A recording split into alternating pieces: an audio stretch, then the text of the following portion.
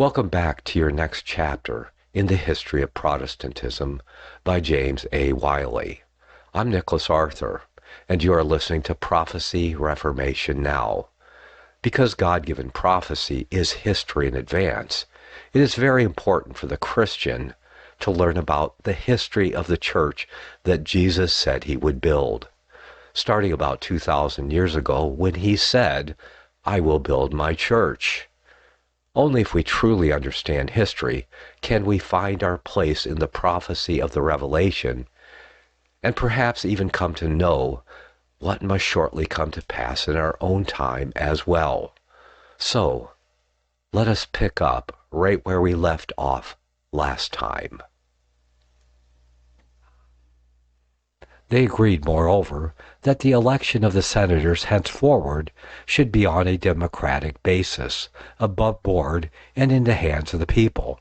"Tomorrow," said the council, somewhat startled, "we will give you an answer." "Your reply," rejoined the citizens, "must be given tonight." No eyes were to be closed that night in Basle. The Senate had been sitting all day. There was time for an answer, yet none had been forthcoming. They had been put off till tomorrow. What did that mean? Was it not possible that the intervening night would give birth to some dark plot which the Senate might even now be hatching against the public safety? They were 1,200 men, all well armed. They sent again to the council hall to say, "Tonight, not tomorrow, we must have your answer." It was 9 of the evening. The Senate replied that at so late an hour they could not decide on a matter of so great moment, but that tomorrow they should without fail give their answer, and meanwhile they begged the citizens to retire in peace to their homes. The citizens resolved not to separate. On the contrary, they sent once more, and for the last time, to the Senate to demand their answer that very night. The Excellencies thought good no longer to trifle with the armed burghers.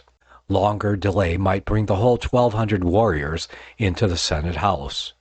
To guard against an eruption so formidable, they sent a messenger when near midnight to say that all members of the Senate who were relatives of the priests should be excluded from the body.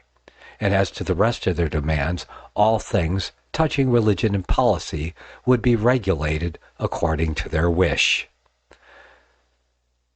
The answer was so far satisfactory, but the citizens did not view it as a concession of their demands in full. Their enemies might yet spring a mine upon them. Till they had got something more than a promise, they would not relax their vigilance or retire to their dwellings. Dividing themselves into 3 companies, they occupied 3 different quarters of the city. They planted 6 pieces of cannon before the Hôtel de Ville. They barricaded the streets by drawing chains across them. They took possession of the arsenal. They posted strong guards at the gates and in the towers on the wall, and kindling immense torches of fir trees, they set them on high places to dispel with their flickering beams the darkness that brooded over the city. So passed the night of the 8th of February, 1529, in Basle. The leaders of the Romanists began to quail before the firm attitude of the citizens. The burgomaster, Henry Meltinger, with his son-in-law and several councillors, stole, under the cover of darkness, to the Rhine, and embarking in one of the boats that lay moored on its banks, made their escape on its rapid current.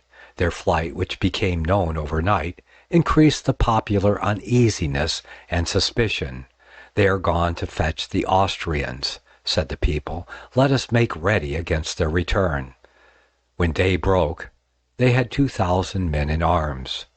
At 8 in the morning, the Senate sent to the committee of the citizens to say that they had designated 12 senators who were to absent themselves when religious affairs were treated, but that the men so designated refused to submit unconditionally and had appealed their cause for a hearing before the other cantons.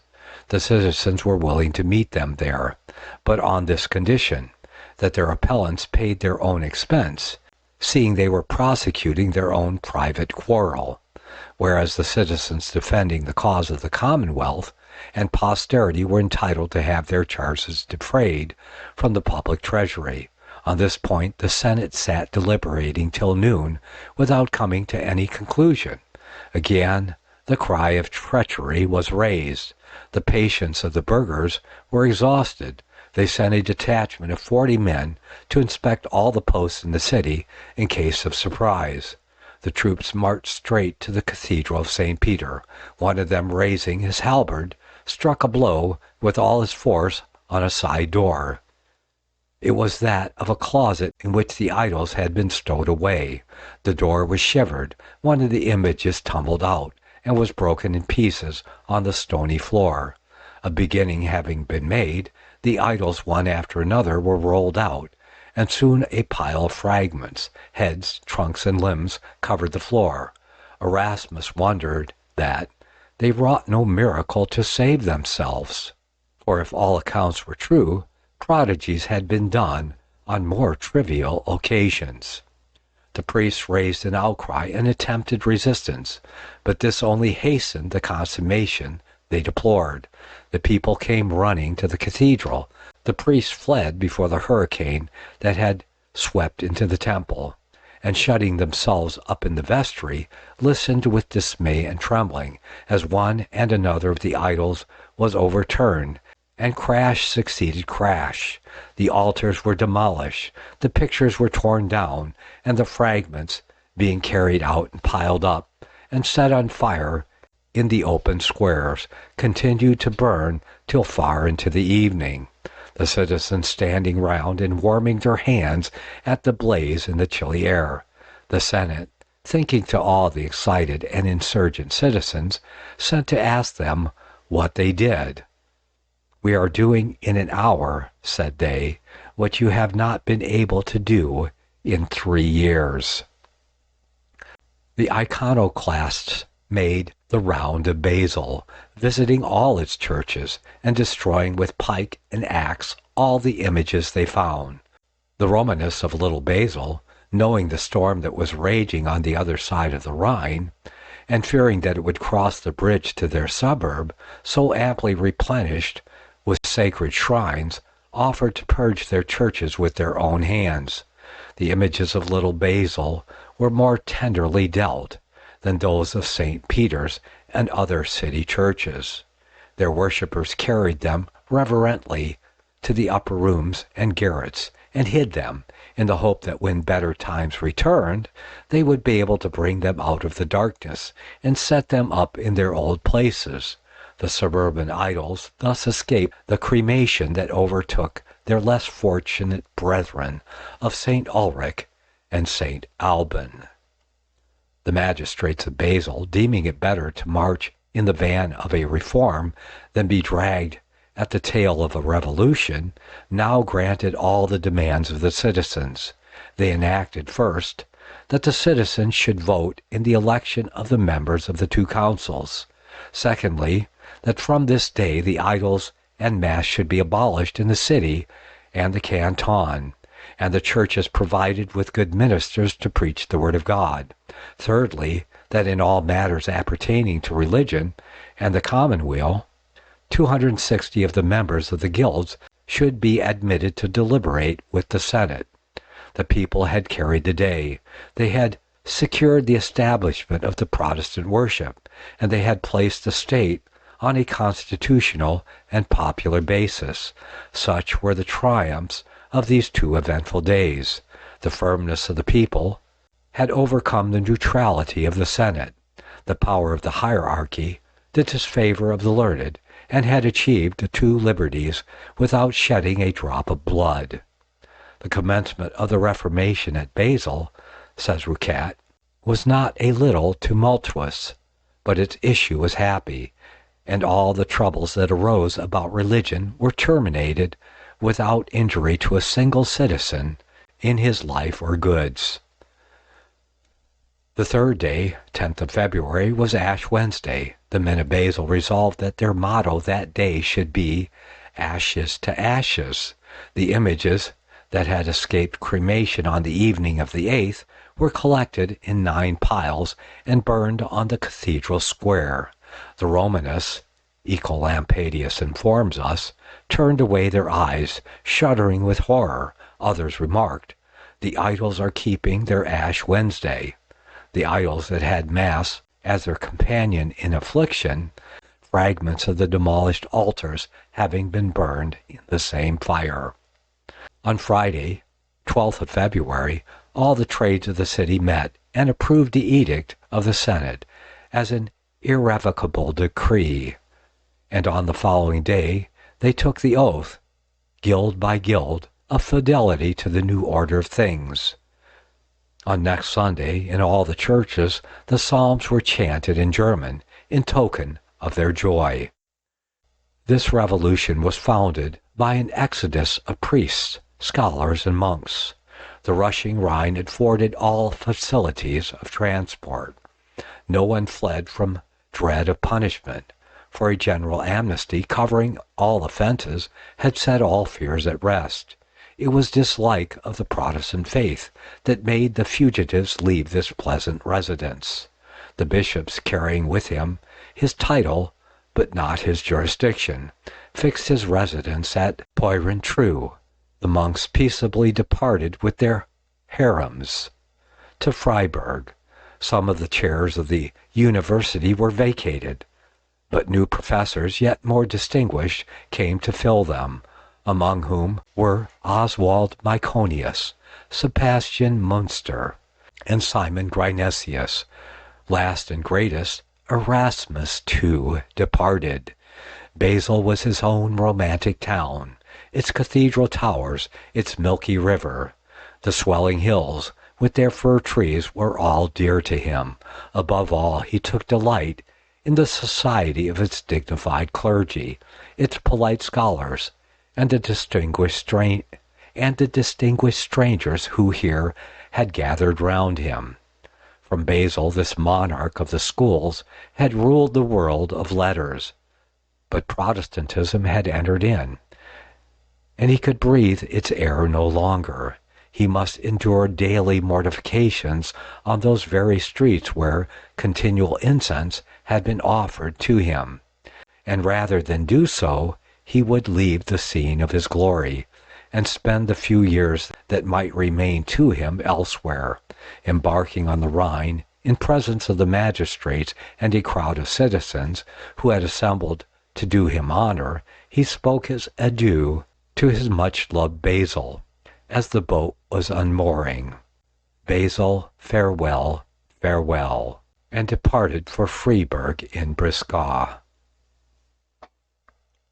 Chapter 6. League of the Five Cantons with Austria. Switzerland divided.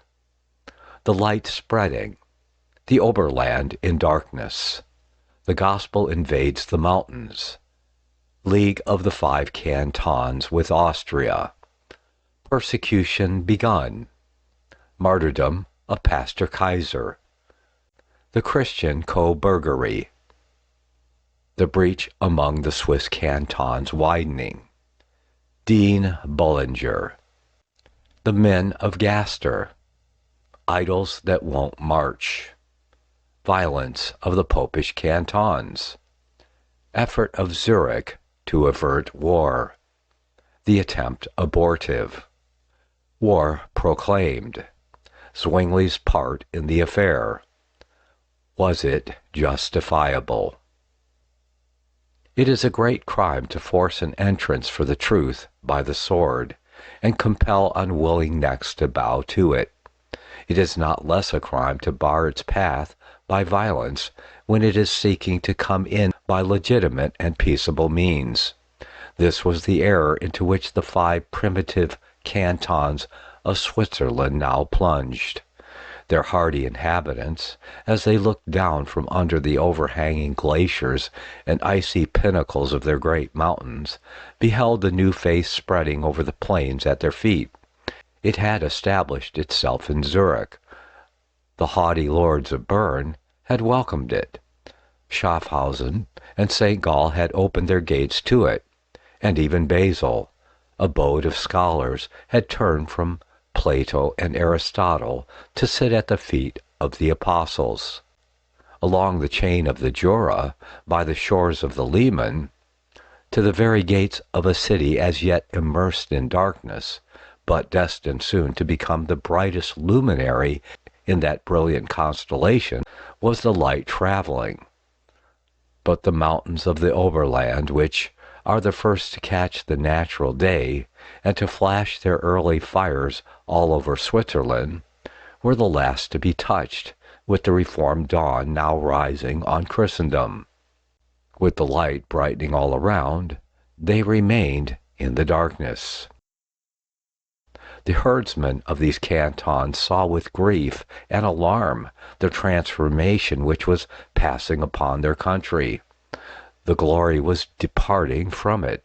They felt only horror as messenger after messenger arrived in their mountains and told them what was transacting on the plains below, that the altars at which their fathers had worshipped were being cast down, that the images to which they had bent the knee were being flung into the flames, that priest and monk were being chased away, that the light of the holy taper was being extinguished, and that silence was falling on those holy orisons whose melodies welcomed the morn and greeted the departure of the day, that all those rites and customs, in short, which were wont to beautify and sanctify their land, were being abolished, and a defiling and defiant heresy was rearing its front in their stead.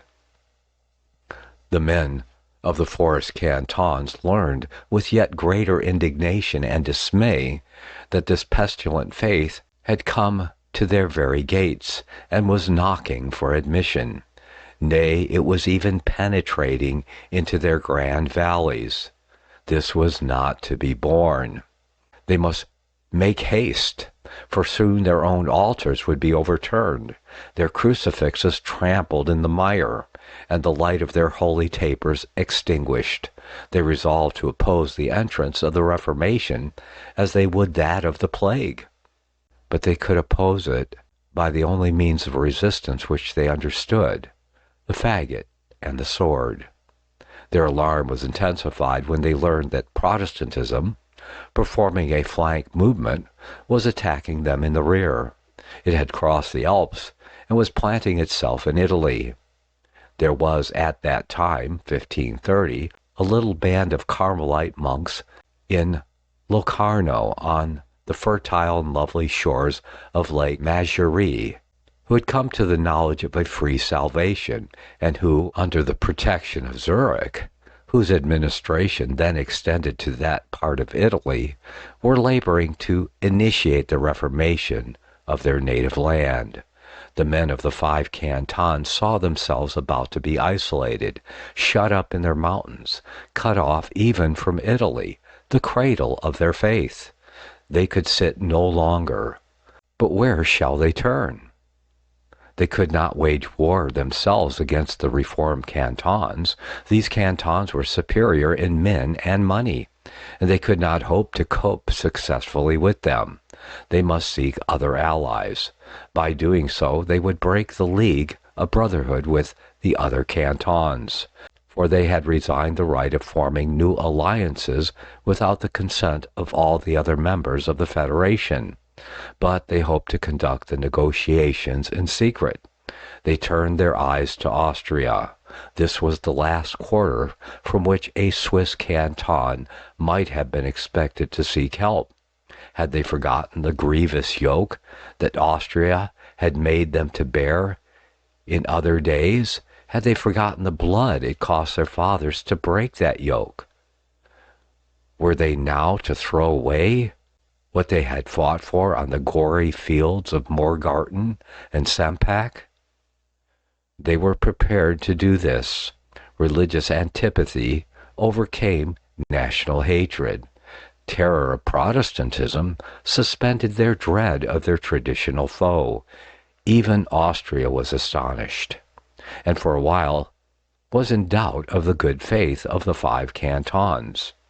They were in earnest, however, and the result was that a league was concluded and sworn to on both sides the 23rd of April, 1529, at Waldstadt. The Switzer of Underwaten and Uri mounted the peacock's feather, the Austrian badge, and grasped in friendship the hands of the men with whom his fathers had contended to the death.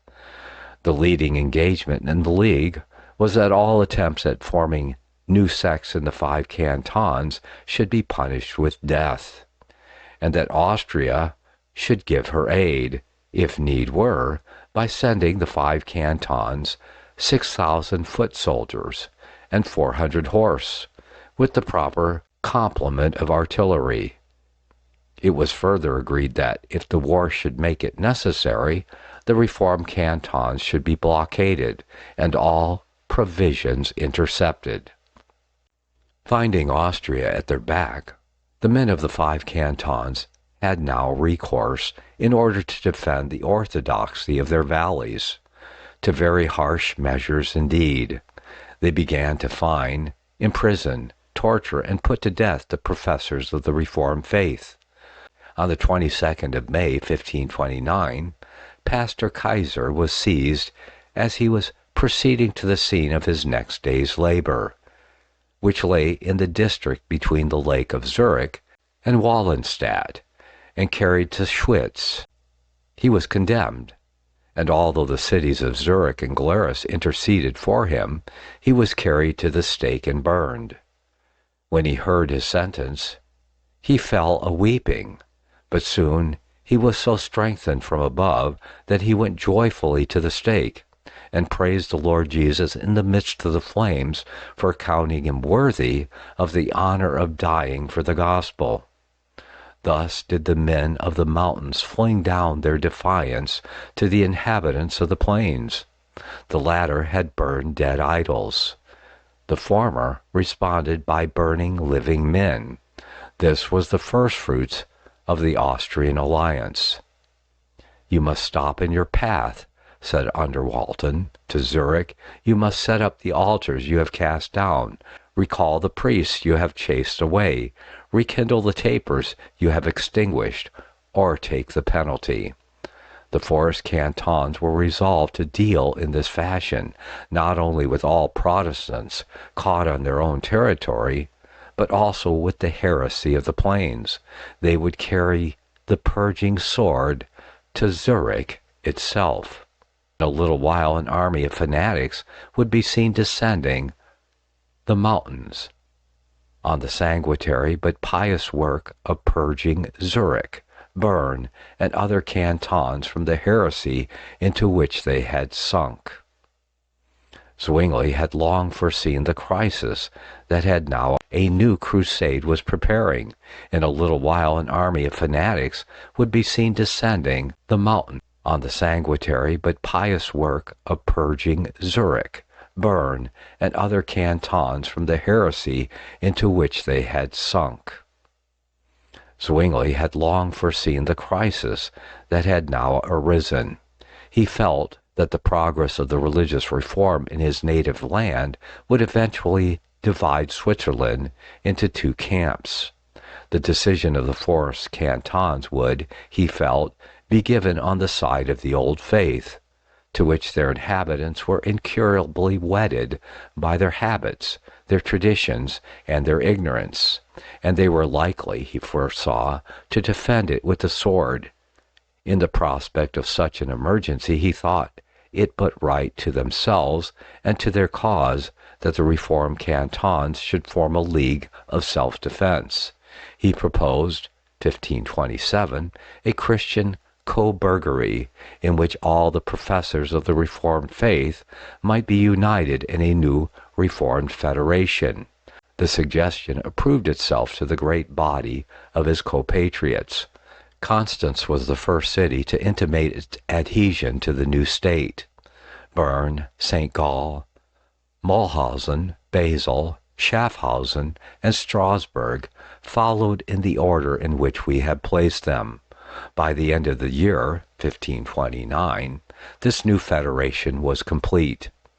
Every day multiplied the points of irritation between the Reformed and the Popish cantons. The wave of Reformed influence from Bern had not yet spent itself, and new towns and villages were from time to time proclaiming their adhesion to the Reformed faith. Each new conversion raised the alarm and animosity of the 5 cantons to a higher pitch of violence. In Bremgarten, the gray-haired Dean Bullinger thus addressed his congregation from the pulpit, February 1529. I, your pastor, have taught you these 33 days, walking in blind darkness, what I myself have learned from blind guides. May God pardon my sin done in ignorance, and enlighten me by his grace, so that henceforward I may lead the flock committed to me into the pastures of his word. The town council, which a year before had promised to the 5 cantons to keep the town in the old faith, deposed the dean from his office. Nevertheless, Bremgarten soon thereafter passed over to the side of Protestantism, and the dean's son, Henry Bullinger, was called to fill his father's place, and proved an able preacher and courageous champion of the Reformed faith.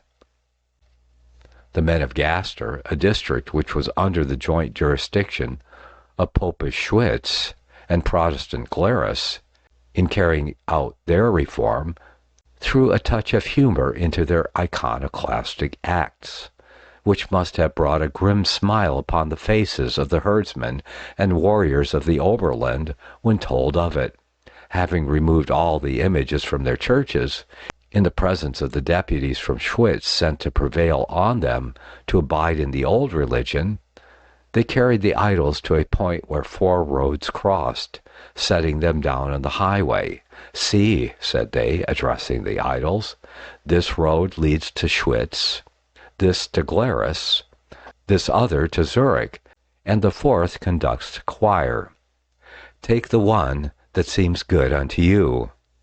We will give you a safe conduct to whatever place you wish, but if you do not move off, we tell you that we will burn you. The idols, despite this plain warning, refused to march, and their former worshippers, now their haters, taking them up, threw them into the flames. The deputies from Schwitz, who had been witnesses of the act, returned to tell how they had been affronted. Schwitz haughtily commanded the men of Gloucester to abandon the heresy they had embraced and re-establish the Mass. They craved in reply to have their error proved to them from the Holy Scriptures. To this the only answer was a threat of war. The menace made the Protestants of Gaster cast themselves for help on Zurich, and that protection being accorded, matters became still more embroiled between Zurich and the 5 cantons. These offenses on the side of the reforming cantons were altogether unavoidable, unless at the expense of suppressing the reform movement. Not so the acts in which the Popish cantons indulged by way of retaliation. These were wholly gratuitous and peculiarly envenomed. Thomas Murner, the ribald monk, whom we have already met at Bern, labored zealously and but too successfully to widen the breach and precipitate the war in which so much blood was to be shed. He published daily in his black calendar lampoons, satires, and caricatures of the Protestants. A master of what is now known as Billingsgate, he spared no abusive epithet in blackening the men and maligning their cause. The frontispiece that garnished his calendar, representing Zwingli suspended from a gallows, underneath which were the words, "Calendar of the Lutheran Evangelical Church, Robbers and Heretics." The followers of the Reformation were compendiously classified in the same elegant publication as impotent, unprincipled villains, thieves, lickspittles, dastards, and knaves, and he proposed that they should be disposed of in the following summary fashion, even burned and sent in smoke to the devil. These insults and ribaldries, instead of being discouraged, were hailed by the 5 cantons and widely diffused, although in doing so they were manifestly scattering firebrands, arrows, and death.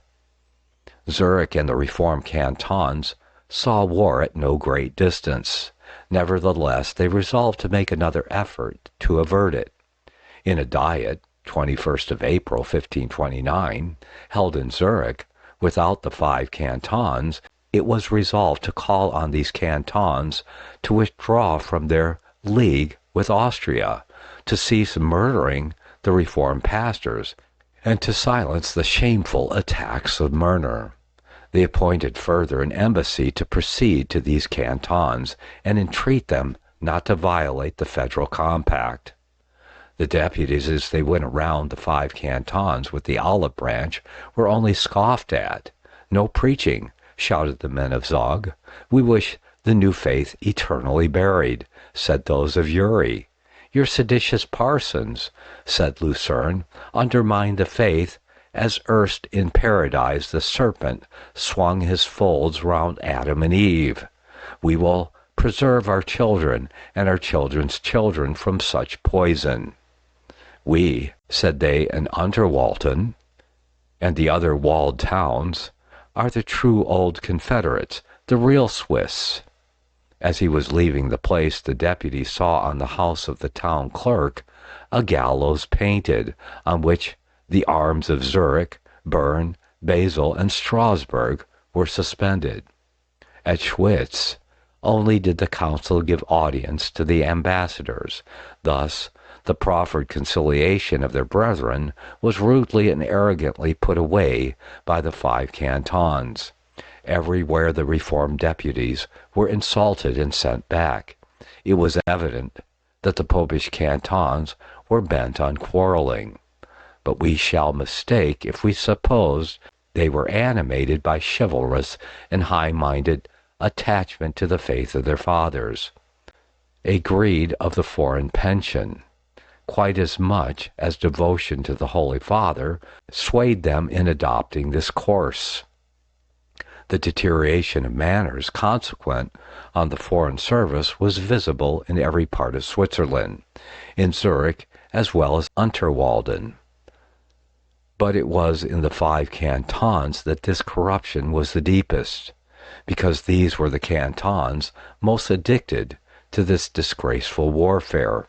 The preaching of the gospel revealed the evils and iniquities of this practice and threatened to put an end to it, and of course to the gold that flowed from it. Hence the fierce hostility of the men of the Oberland to the Reformation. Not only their idols and altars, but their purses also were at stake. The patience of the Reformed cantons was well nigh exhausted. There was no end of insults, provocations, and lampoons. The maltreatment and murder of their brethren in the faith, the return of their deputies shamefully used, and now the burning pile of Kaiser, here was enough to fill up the cup. Zwingli thought that, the question of religion apart, the public order demanded that these outrages should be stopped. He was told, moreover, that the mountaineers were arming, that the Austrian auxiliaries on the frontier were enlisting soldiers, that war was determined on the Popish side, and that it would be wise, in the interests of peace, to strike the first blow. "Let us," said Zwingli, "attack the 5 cantons on several points at once. Let us convince them that resistance is useless. Our present peace is only war, with this difference, that it is the blood of one side only that is being spilt. Our war will be peace." Zwingli hoped thus the campaign would be bloodless. The Council of Zurich on the 3rd of June resolved on war, proclaiming it in the first instance against Schwitz. The Reformers' conduct in this affair has been much criticized. Some historians of great name have blamed him. Others have not less warmly defended him. Let us look a little at what he did, and the reasons that appear to justify and even necessitate the line of action he adopted. While taking a leading part in the affairs of state at this crisis, he continued to labor as indefatigably as ever in preaching and writing. He sought in doing what he now did simply to take such means as men in all ages of the world, and in all stages of society, guided by the light of reason and the laws which the Creator has implanted in the race, have taken to defend their lives and liberties. The members of that confederation were Christians, but they were also citizens. Christianity did not annihilate, it did not even abridge the privileges and powers of their citizenship. If, while they were Romanists, they had the right to defend their lives, their homes, and their possessions against all assailants, whether within or without Switzerland, and if, further, they had the right of protecting their fellow citizens who, guilty of no crime, had been seized, and in violation of intercantonal law were threatened with a cruel death, surely they retained the same rights as professors of the Reformed faith. But it may be said, nay, it has been said, that it was church federation and not state federation that ought to have been had recourse to. But at that time the state and the church were inextricably mingled in Switzerland. Their separate action was not at that moment possible, and even though it had been possible, pure church action would not have met the case. It would have been tantamount to no action. The forced Cantons, impelled by their bigotry and supported by Austria, would have fallen sword in hand upon the professors of the gospel in Helvetia and rooted them out. Besides, does not the gospel, by its divine efficacy, rear around it, sooner or later, a vast number of powerful and valuable forces? It nourishes art, plants courage, and kindles the love of liberty. For what end? For this, among others, to be, under the providence of God, a defense around itself. When Christians are utterly without human succor and resource, they are called to display their faith by relying wholly on God, who, if it is his purpose to deliver them, well knows how to do so. Then their faith has in it reason as well as sublimity. But if means are laid into their hand, and they forbear to use them on the plea that they are honoring God by showing their trust in him, they are not trusting, but tempting God, and instead of exercising faith, are displaying fanaticism. Zwingli, it has been further said, was a pastor, and the call to combine and stand to the defense of their liberties, now addressed to the Reformed Cantons, ought to have come from another than him. But Zwingli was a citizen and a patriot, as well as a pastor. His wonderfully penetrating, comprehensive, and forecasting intellect made him the first politician of his country. He could read the policy of its enemies better than anyone else. He had penetrated their purpose. He saw the dangers that were gathering round the Reformed Cantons, and his sagacity and experience taught him the measure to be adopted. No other man in all Switzerland knew the matter half so well. Was he to stand aloof and withhold the counsel, the suggestion, the earnest exhortation to action, and let his country be overwhelmed, on the plea that because he was in sacred office it did not become him to interfere? Zwingli took a different view of his duty, and we think justly. When the crisis came, Without in the least interment his zeal and labors as a minister, he attended the meetings of council, he gave his advice, he drew his plans, he thundered in the pulpit, he placed even his military experience acquired in Italy at the service of his countrymen, combining, in short, the politician, patriot, and pastor all in one. He strove to kindle the same ardent flame of patriotism in the heart of his fellow citizens that burned so strongly in his own, and to roll back the invasion which threatened all that was of value in the Swiss Confederation with destruction. The combination was an unusual one, we admit, but the times and the emergency were also unusual. That Zwingli may have always preserved the golden mean, when the parts he had to act were so various and the circumstances so exciting, we're not prepared to maintain.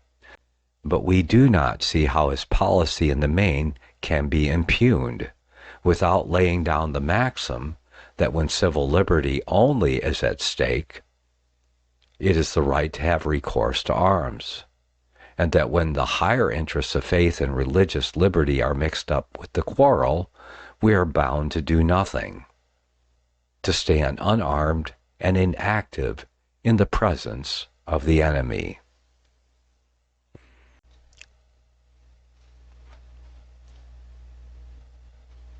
Chapter 7.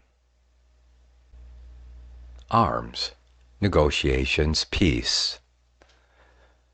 Zurich girds on the sword. Mustering the Popish Cantons. 4,000 warriors march from Zurich. Encamp at Kapelle. Halt. Negotiations. Peace. Zwingli dislikes it. Zwingli's labors, his daily life, his dress, etc. Arrangement of his time, his occupation, amusements, writings. First came the startling news to the Swiss reformers that the 5 cantons had struck a league with Austria. Next came the flash of Kaiser's martyr pile. This was succeeded by the clang of military preparations. Zurich saw that there was not a moment to be lost. The Council of the Canton met. It was resolved to support religious liberty and put a stop to the beheadings and burnings which the Popish cantons had commenced. But to carry out this resolution, they must gird on the sword. Zurich declared war. From Zug sounded forth the summons to arms on the other side. There was a mustering of warriors from all the valleys and mountains around, from the rich meadows of Uri, which the footsteps of the Tell had made forever historic, from that lovely strand where rise the ramparts of Lucerne, reflected on its noble lake, and shaded by the dark form of the cloud-capped Pilatus, from those valleys of the Unterwalden, whose echoes are awakened by the avalanches of the Jungfrau, from the grassy plains of Schwitz on the east, our men poured forth to fight for the faith of their fathers, and to quench in blood the new religion which Zwingli and Zurich had introduced, and which was spreading like an infection over their country. The place of rendezvous was the deep valley where the waters of Zug, defended all round by mighty mountains, and covered by their shadows, lie so still and sluggish in their bed. On the 9th of June, 4,000 picked soldiers, fully armed, were well furnished with artillery and provisions, under the command of Captain George Berger, with Conrad Schmidt, pastor of Küsnacht, as their chaplain, issued from the gates of Zurich and set out to meet the foe. The walls and towers were crowded with old men and women to witness their departure. Among them rode Zwingli, his halberd across his shoulder. The same, it is said, he carried at Marignano. Anna, his wife, watched him from the ramparts as he rode slowly away. Crossing the Albus Alp, the army of Zurich encamped at Kapelle, near the frontier of the canton of Zug. It was 9 of the evening when the Zurich warriors encamped Kapelle. Next morning, the 10th of June, they sent a herald at daybreak with a declaration of war to the army of the 5 cantons assembled at Zug. The message filled the little town with consternation. The sudden march of the Zurich army had taken it unawares and found it unprepared. Its armed allies were not yet arrived. The women screamed. The men ran to and fro, collecting what weapons they could, and dispatching messengers in hot haste to the Confederates for assistance. In the camp of the Zurichers, preparations were making to follow the herald who had carried the proclamation of hostilities to Zug. Had they gone forward, the enemy must have come to terms without striking a blow. The vanguard of the Zurichers, marshaled by its commander William Tonig, was on the point of crossing the frontier. At that moment, a horseman was observed spurring his steed uphill and coming toward them with all speed he could. It was Landman Elby of Glarus. "Halt," he cried, "I come from our Confederates. They are armed, but they are willing to negotiate. I beg a few hours' delay in hopes that an honorable peace may be made. Dear lords of Zurich, for God's sake, prevent the shedding of blood and the ruin of the Confederacy." The march of the Zurich warriors was suspended. Landman Elby was the friend of Zwingli. He was known to be an honorable man, well disposed toward the gospel, and an enemy of the foreign service. All hailed his embassy as a forerunner of peace. Zwingli alone suspected a snake in the grass. He saw the campaign about to end without the loss of a single life, but this halt inspired him with melancholy and a presentiment of evil. As Elby was turning round to return to Zug, Zwingli went up to him and earnestly whispered into his ear the following words: "Godson Amen, you will have to answer to God for this mediation. The enemy is in our power and unarmed. Therefore, they give us fair words. You believe them and you mediate. Afterwards, when they are armed, they will fall upon us, and there will be none to mediate." "My dear godfather," replied Elby, "let us act for the best, and trust in God that all will be well." So saying, he rode away. In this new position of affairs, messengers were dispatched to Zurich for instructions, or rather advice, for which it was a maxim in the policy of that canton that, whenever the banner waves, there is Zurich. Meanwhile, the tents of the soldiers were spread on the hillside, within a few paces of the sentinels of the 5 cantons. Every day a sermon was preached in the army, and prayers were offered at meals. Disorderly women, who followed the armies of that age in shoals, were sent away as soon as they appeared. Not an oath was heard. Cards and dice were not needed to beguile the time. Psalms, national hymns, and athletic exercises filled up the hours among the soldiers of the 2 armies. Animosity against one another expired with the halt. Going to the lines, they chatted together, ate together, and, forgetting their quarrel, remembered only that they were Swiss. Zwingli sat alone in his tent, oppressed by a foreboding of evil. Not that he wished to shed a drop of blood. It was his eagerness to escape that dire necessity that made him grudge the days now passing idly by. All had gone as he had anticipated up until this fatal halt. Austria was too seriously occupied with Turks to aid the Popish cantons just at this moment, and had the answer sent back by Landman Elby been the unconditional acceptance of the terms of Zurich or Basle, it was not to be doubted that the 5 cantons would have preferred the former.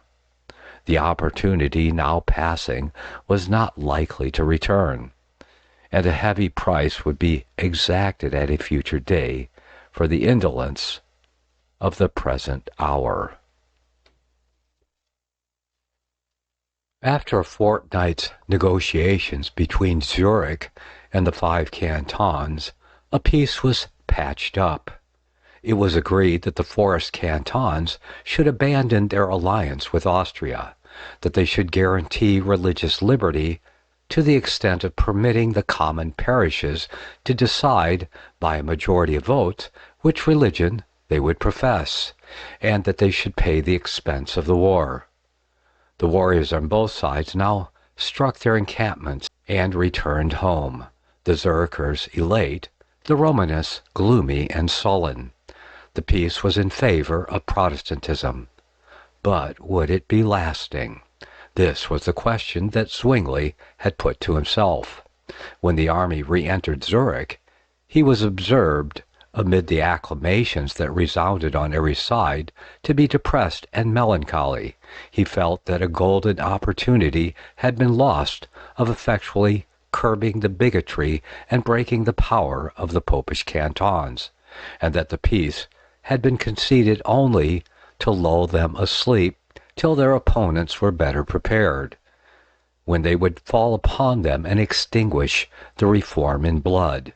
These presentiments were but too surely fulfilled. This peace was due to the energy and patriotism of Zurich. Bern had contributed nothing to it. Her warriors, who had often gone forth on a less noble quarrel, abode within their walls. When the men of Zurich were encamped on the slopes of the Albis, in presence of the foe, this want of firm union was, we apprehend, the main cause of the disastrous issue of Zwingli's plan. Had the 4 reformed cantons, Basle, Zurich, Bern, and St. Gall, stood shoulder to shoulder and presented an unbroken front, the Romanists of the mountains would hardly have dared to attack them. Division invited the blow under which reformed Switzerland sank for a while. Thank you all for taking your time to listen to the history of Protestantism. Please like this recording wherever it is that you are listening to it. And as a special favor, I ask you all to go to crosstheborder.org and click on the cover of the volume that you are listening to, which will take you to the appropriate Amazon page. And please leave a 5-star review there and a brief comment about something that you've heard or read in that volume. Thank you so much for taking that little bit of extra time to support us.